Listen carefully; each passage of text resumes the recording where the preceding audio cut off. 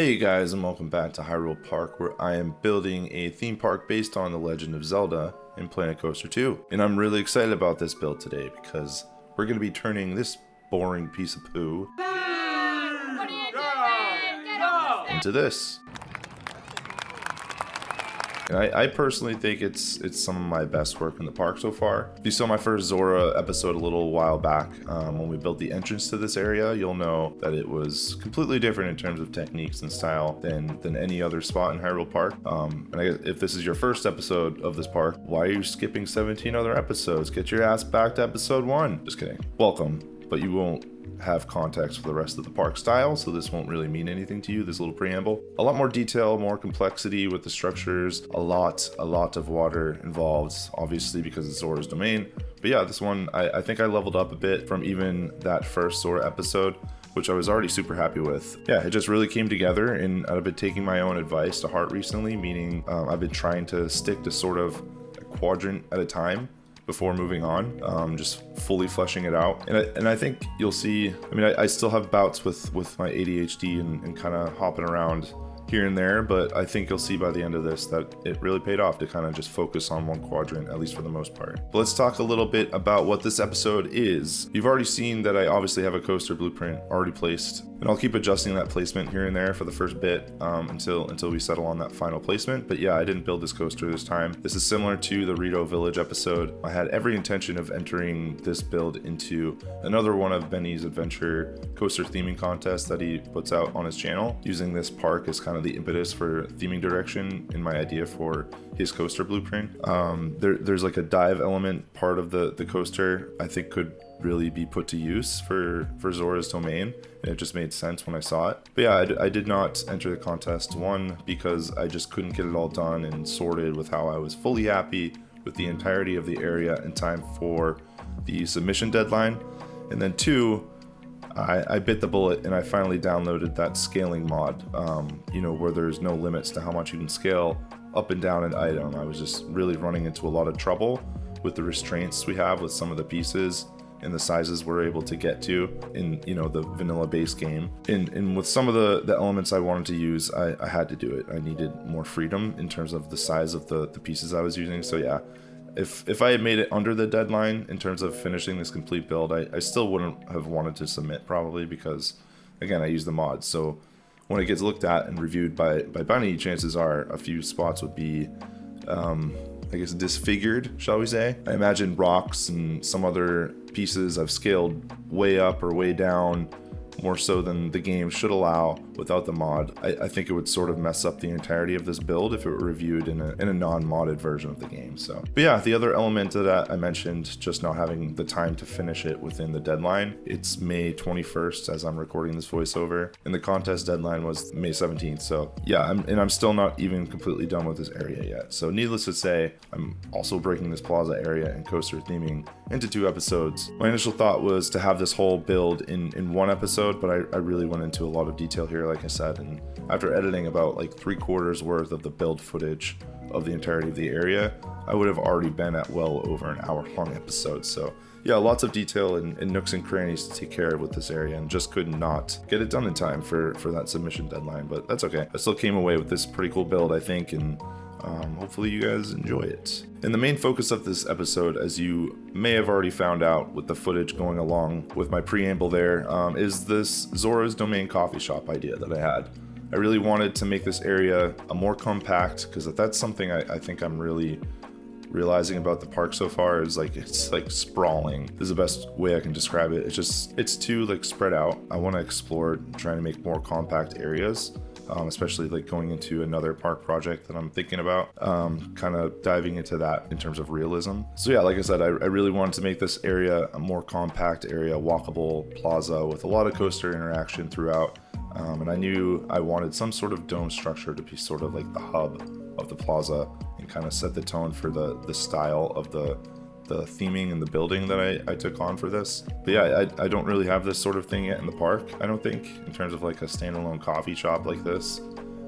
We have a couple themed restaurants, but nothing like this really that I can think of anyway. And yeah, like I said, it kind of set the tone for the rest of the area. It just really started spilling into this whole sort of this design out into the surrounding plaza. So everything again is really just centered around this glass domed coffee shop.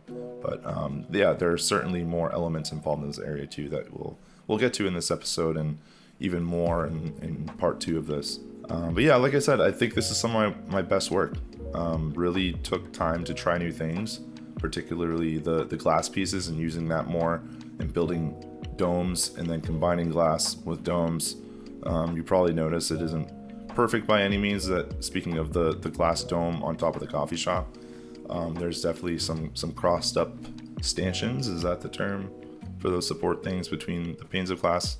Those have some blemishes for sure, but from afar, you know, it looks sort of cool. It looks like it was a thoughtful design from far away, I guess. So, but yeah, maybe after I get a few more reps in with domed roofs and, you know, custom domed roofs like this, I'll come back to it and redo it with a more intentional design. But as it is, I'm pretty happy with this state. You can tell I used a lot of the mythology pack in this build. The marble, I think, just suits the Zora vibe more so than anything else in the game. So that mixed with some of the sorcery pack pieces, I think were sort of the perfect combo for this area. And then also layering in, you know, the breeze block inside the marble pieces so they poke out a bit to create a more interesting, less flat edge look. That was another trick I used a lot in this area. You'll notice throughout the footage that the colors will probably slightly change over the course of building, or more than slightly in some cases. As I went, I kept second guessing the colors I was choosing. I've since landed on a final sort of palette that I think ties things together a lot better than some of these early shots. But yeah, all part of the trial and error process. The colors are a hugely important piece, one that I wish I had more of a grasp and understanding of, because I think they can really sort of lift a build when implemented the right way. Heading into the coffee shop now though, just getting some of the details sorted in here. Again, I really wanted this to be its own sort of thing, not just a side piece to the coaster, if that makes sense. So I spent a decent amount of time in here getting smaller details in place. You'll see coming up later in the video, using like individual pots to play the part of like coffee shop props. I did pull one piece from the workshop that was the coffee machine that you'll see at the end of the build. Really liked how well done that blueprint was, so shout out to that creator for that. Many thanks, that helped me a lot, kind of put a bow on this build. And here's one of those stacking or layering tricks that's good to spice things up a bit with the normal base pieces in the game. Especially with this area, I feel like in Zora's domain there are so many sort of like glowing bits throughout the region, especially in, you know, like Breath of the Wild and Tears of the Kingdom, and there's a lot of those like bright blue, not even bright blue, but more of just like glowing, you know, just like an aura about it. So I wanted to replicate that in some way, so using the marble, getting it this bright blue aqua color, I think fit to place inside the stone pillars as a way of getting that effect. But this is what I was referring to earlier in terms of like taking a lot of time with this build.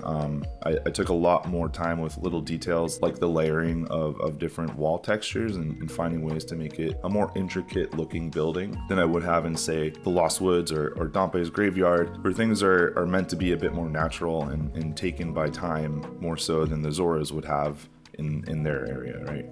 All right, let's move on from the coffee shop just for a couple minutes here. Like I prefaced the video with earlier, I wanted the coffee shop design to really spill into the rest of the plaza surrounding it. So one thing I wanted to nail down were the fences or walls along the paths. To this point, in other areas, it's been sort of easier to implement path edges with like natural elements like rockwork and terrain and whatnot. But in this area, it was a bit more challenging because there are so many spots that butt up against the water edges and kind of like a drop off to water below. And I didn't just want the generic fencing around these edges either. I don't think that would have fit the vibe I was going for. So for this spot in particular, I opted to go with these sort of like curved planter elements along the edge of this path and the water below it. And speaking of the planters, I may have went a bit too heavy on some of the greenery in my take on Zora's domain in terms of, you know, what there is in actual Zelda games. But I don't know, this is my take on a Zora world, and in my mind, it's a lot like Greek architecture where there's the marble and intricate structures mixed with some greenery and stuff. So I guess I'll keep running with the idea, I suppose, as kind of, again, my take on the world. The other thing I did a lot of in this area too that I've started to do more of with my water sections is use the water shapes rather than the actual water terrain tool. I just find these pieces give me a lot more freedom to get that level to the exact height in spots I want to, and then use the rocks and terrain tool to shape it from there. It's not ideal because it's a lot more flat looking and less dynamic looking than, you know, the water tool in the game, but I think it still works. And for this type of thing, I was willing to take the slight hit and overall look of the water in order to get more creative freedom with the water itself. And it also comes in handy with the waterfalls I make later on too. I ended up using the taggy method with a lot of these waterfalls, and I can sell the look of that a lot better with these pieces than having to maneuver around like the terrain edges to get it to where I think it looks good. So that was another kind of impetus for that. But yeah, getting the pass into a good spot to remain like compact, like I mentioned, that was important. And also making it make sense with the coaster interaction was just a big early piece for me in this build to get it kind of started on the right foot. I wanted there to be points where the coaster either passed just above or just below the guests walking through the area. And I think it plays again into the Zora feel too, where there's a lot of rises and dips in elevation. Nothing crazy, but enough to be more of like a layered feel, more so than a flat expanded footprint. In that way, I guess it's sort of similar to Rito Village, at least my take on the two spots. But yeah, I do plan on expanding this area, meaning Zora's domain, a bit toward the back of where this eventual build lands at.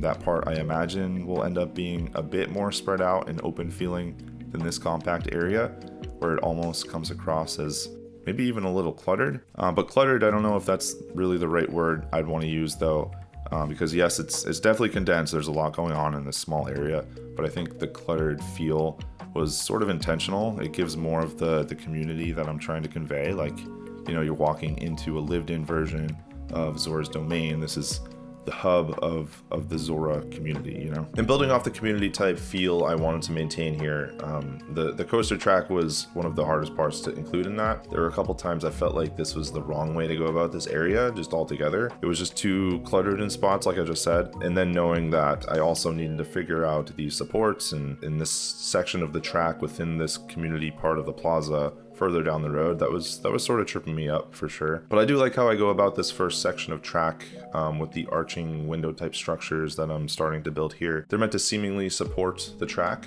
once they're complete. I think it definitely fits the vibe I'm going for in this plaza, but definitely gives the plaza area a more cluttered feel to it down below where like the guests are moving around. Again, maybe that's not a bad thing, like I was just saying.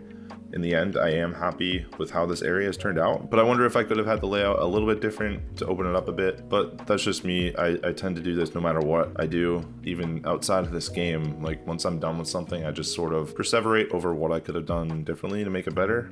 So that's just me doing that again, I guess. And these shield pieces with the circular orb type piece sunken into it, I believe it's an aquatic window that I'm using for that. But it was something simple I had created when looking at reference images of Zora's domain from Tears of the Kingdom and Breath of the Wild. When I was building that entrance area in that episode a little while back, there were these decorative elements throughout those areas I was seeing in the images that I just wanted to replicate in some way. So yeah, they're sort of becoming a regular, almost signature piece of the Zora's domain area in the park. Just something simple and recognizable. And the glass pieces making another appearance. Like I said, I use a lot of them throughout this area, way more so than I ever have in a build. And the other element that you'll notice a lot of in this area, just in general, are more curves than anything else. Really no hard angles anywhere. Maybe just the coaster queue in spots where they have some hard angles in there.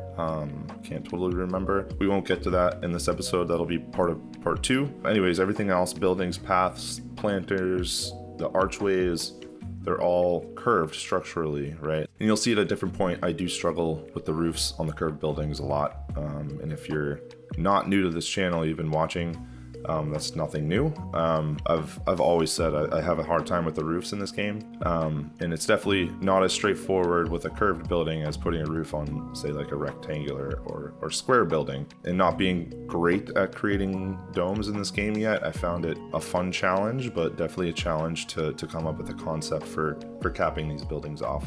If I haven't already said this, I'm drawing heavily from Tears of the Kingdom and Breath of the Wild in this spot, in this Zora's domain. And that's obviously true of the surrounding backdrop as well, which actually made it a bit easier to sort of border this area in and create the background for the plaza rather than having to go like heavy buildings or, you know, structure facades, that sort of thing. Going off of the cliffs, rocks, and waterfalls that you find a lot of in those games that I just mentioned. It was an easy direction to go in, and I found working with rocks and plants in this game can be a real sort of like zen process, at least for me. And sometimes I catch myself in autopilot with these things too, and I get too repetitive in spots, or sometimes just like too mechanical is the best way to describe it. Just having things that are supposed to be naturally occurring not looking natural at all. But yeah, this is a good way to close this in, and I thought it ended up being really sort of a pretty backdrop to look at. I do realize to this point though, we aren't really utilizing flat rides at all in this park. That needs to change, of course, and a border like this sort of cancels out this specific spot in the park for that, unfortunately. I think it also would just be too much going on in too small of a space to try and fit a flat ride, even if I didn't have this kind of tight fitting border. You know, say in this water area, maybe a cube bridge over the water to a flat ride was an idea I was toying around with, but yeah, I think ultimately that will just end up being too crammed. And just like I was saying earlier, I think it's too crammed of a space to have something like that to kind of shoehorn in. I do have an idea for a flat ride though. Again, will not be in this episode. I actually haven't even built it yet or started to. I just had a thought the other day when I was theming the coaster. So we'll see if that ends up coming to fruition, but it's definitely not lost on me that I don't have enough or really any flat rides to speak of in this park so far. Is there a more frustratingly obnoxious piece in this game than this pink shrub I'm putting down here, by the way? I don't know if anyone else comes across this like I do, but the hitbox for these things is outrageous. I can be halfway across the plaza trying to click into a section of a wall that I'm trying to tweak, and it will just absolutely unnecessarily grab one of these things out of nowhere. There's this invisible wall of a hitbox for these that I just don't understand, and it drives me absolutely bananas. And this bridge here I'm starting was really the biggest issue I had with those things, actually. It's so close to the edge of those cliffs and the water I was just putting the shrubs down into. I can't count the amount of times I was trying to click into these pieces of this bridge that I'm building, but instead was just grabbing those shrubs. Anyways, another curved structure here. I end up using some glass pieces again for this too. This was another way to get the coaster interacting with the plaza and the paths and whatnot. Having it go through this top arch at one end of the bridge, I thought that was a cool idea, and again could work to play off as a way that this coaster is not just floating in the air. There is a mechanic involved that supports it, so checking off two things with this part. The other thing is I was looking for ways to have this plaza be clearly like on the water, so to speak. Again, similar to Zora's Domain and Breath of the Wild, how the paths are all above and built into that body of water there almost, meaning like the main hub of Zora's Domain in that game. But I also just didn't want to have plain bridges across and kind of leave it at that. I thought it would be sort of dull if I did that. So I wanted to have a way to spice up the bridges in some way and kind of differentiate different sections.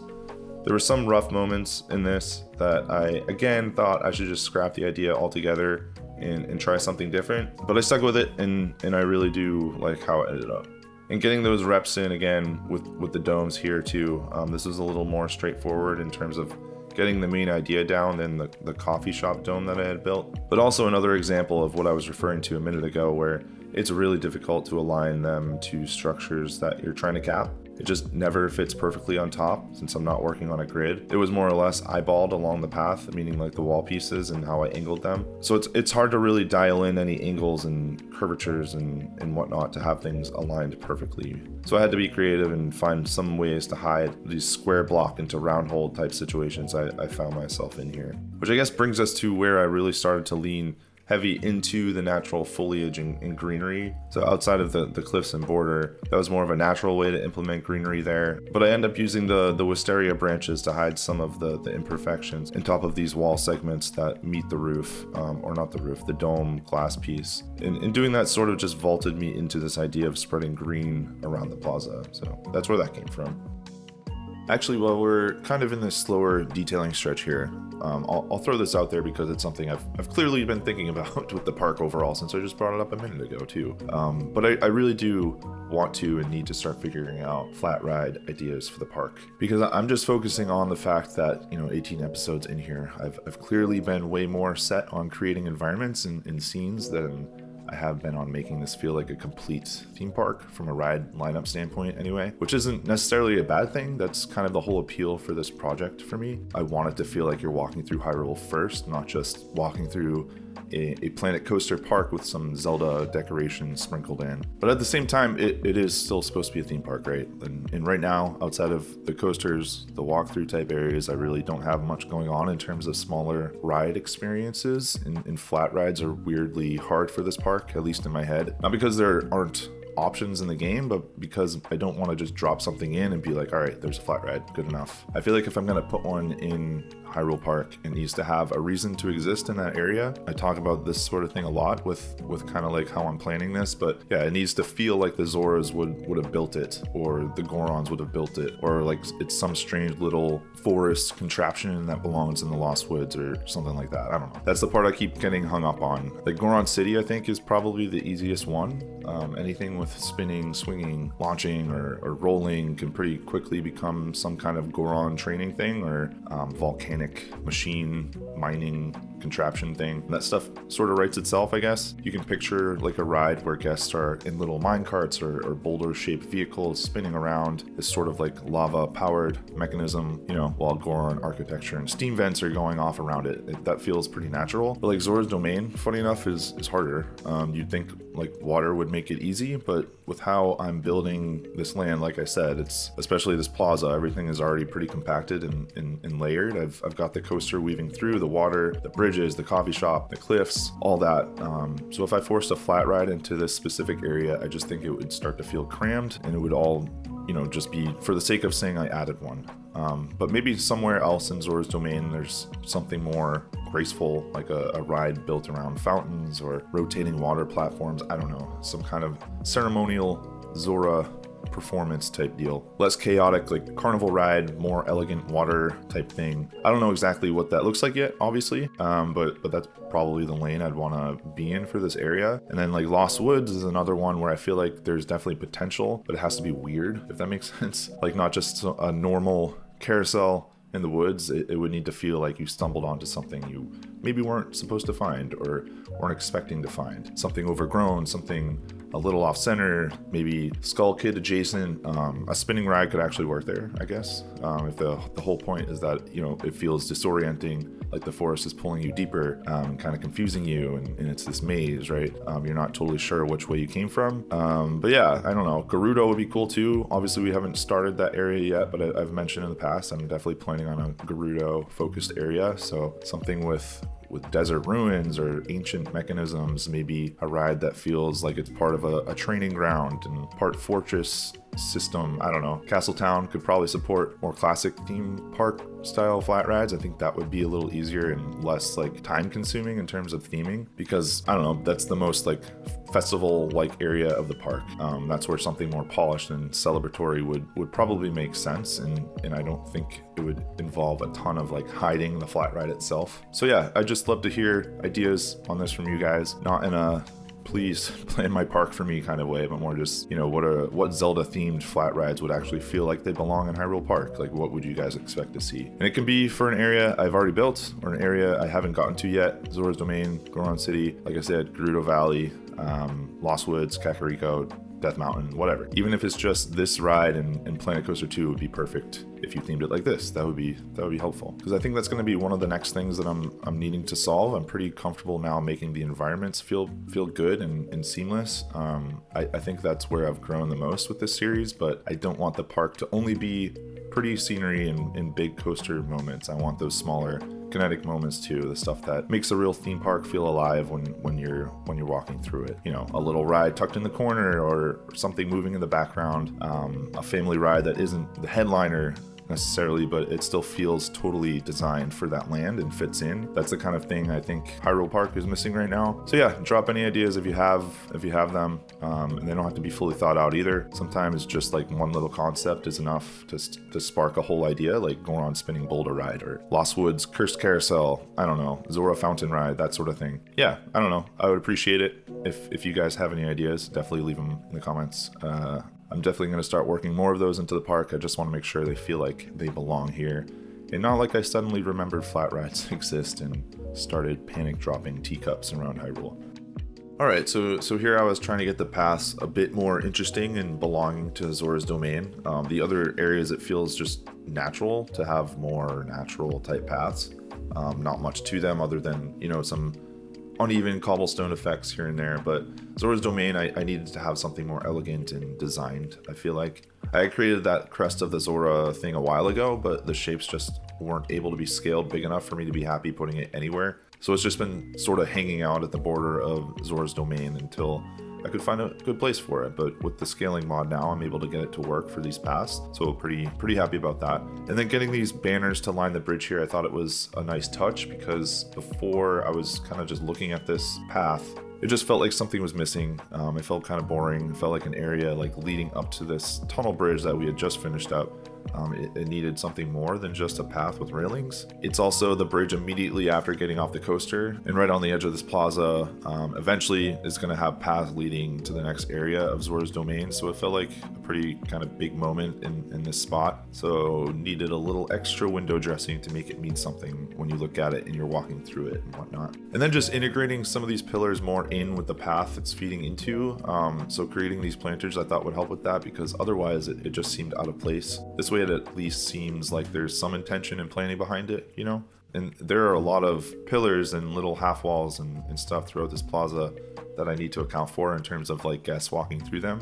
I do go through and add some of the barrier pieces underground to help with that, but need to take the time to go through, you know, all over just to cover that. And I'm surprised there isn't a function where when you place a wall, you can't make it like an impassable piece for guests or something to that effect. Then just adding some final detailing touches in the area, some moss, extra vine work, that sort of thing to make it feel complete and not too sterile, if you know what I mean. And then to finish off the episode, we'll go inside and finish up the inside portion of the coffee shop. I wanted to make it feel like a real actual coffee shop, not just a dome over some vendors. I think I still want to put a menu in here too. I haven't done that just yet, but I think that's kind of the final element that would make this 100% good to go in my mind. I wasn't sure of the name for this shop either. I had it something different at the beginning of the video, but then I settled on the River Foam Cafe because, you know, foam from waterfalls, foam on coffee. Get it?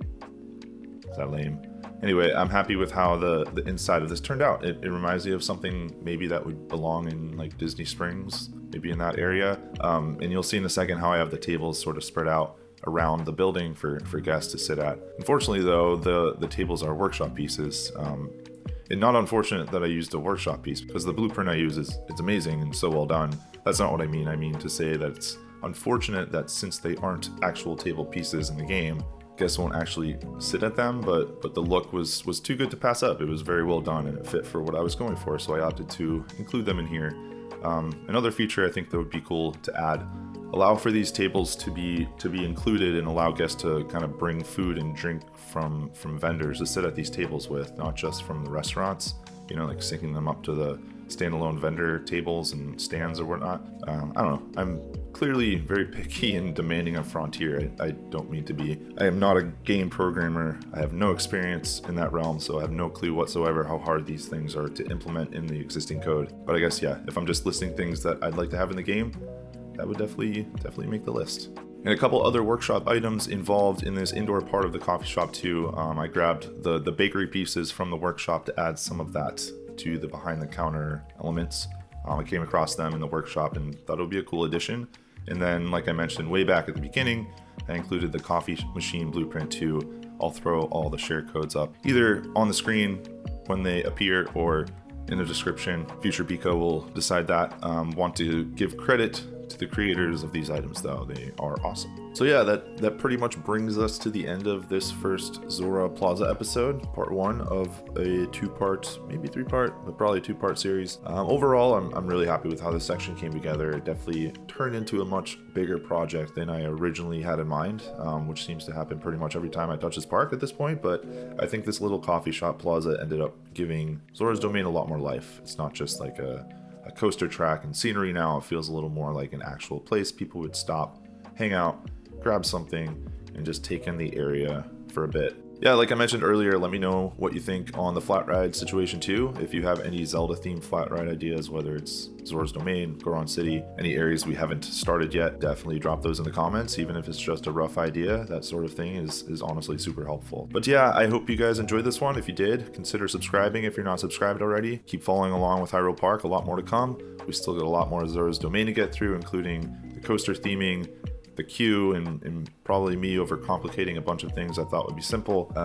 Yeah, so I will leave you now with some cinematics of the finished plaza in the River Foam Cafe. Thanks as always for watching, really appreciate it, and I will catch you in the next one.